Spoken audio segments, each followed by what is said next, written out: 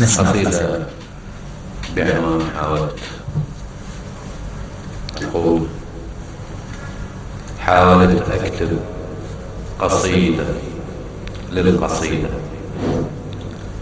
يوم كنتاني أنطر وليل ينظر، يرتجي النجمة البعيدة ومرت الأيام وسنين البعد موتها صبري والحرف تايه على أوراق الجريدة. أجمع كلمات مخنوقة بحسرتي وشوقي نار بيش يطفي وخلاص دمعي بيش أزيده.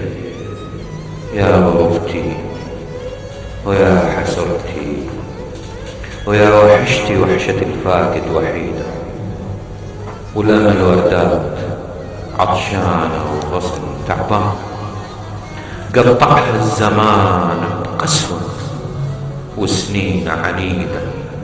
وهذا حالي ورايد اكتب لك قصيدة يا سحر عين القوافي ويا نبض قلبي ووريدة. انت احلى من العيون من الرموش عيد عمري وعسى ايامك سعيدة.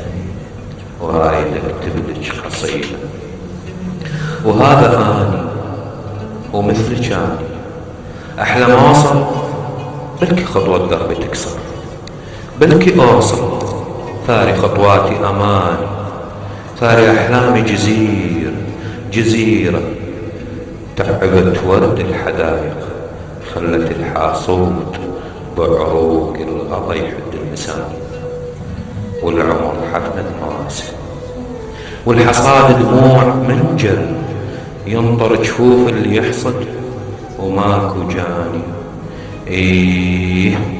سالوفة بحلق بطران خلاني زماني.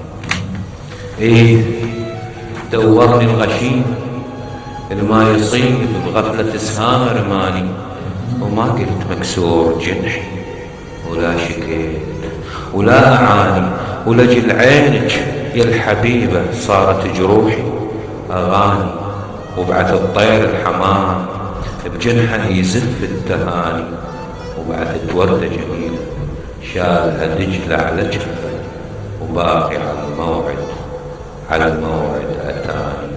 انتظر موعد وتاني والزمن كسر لي جنحي، وصر السالوفة الصبار ترجع شمارد تهمحي. يا تالي انتظاري ويا أمل عاشق لجرحي، ويا نخر سقيت دمعي وعذق ما يحمل البرحي.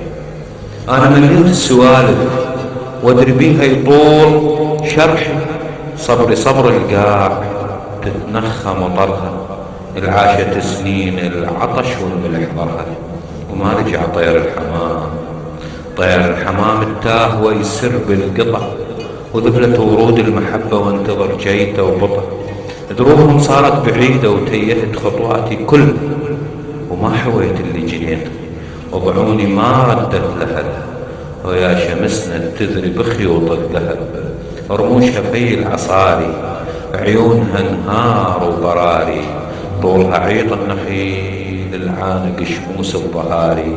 واعدتني يوم ترجع تجيب لي أجمل صباح مطرز بلون السنابل، يضحك الورد الحدايق يغني بأصوات البلابل. وانت يا صبري تكتر الماضي لا ترجع تعيده، أني مليت انتظاري وظلت أحلامي شديدة، وحلمي بوراق الدفاتر يسطر حروف قصيدة يا قصيدة. والسلام عليكم.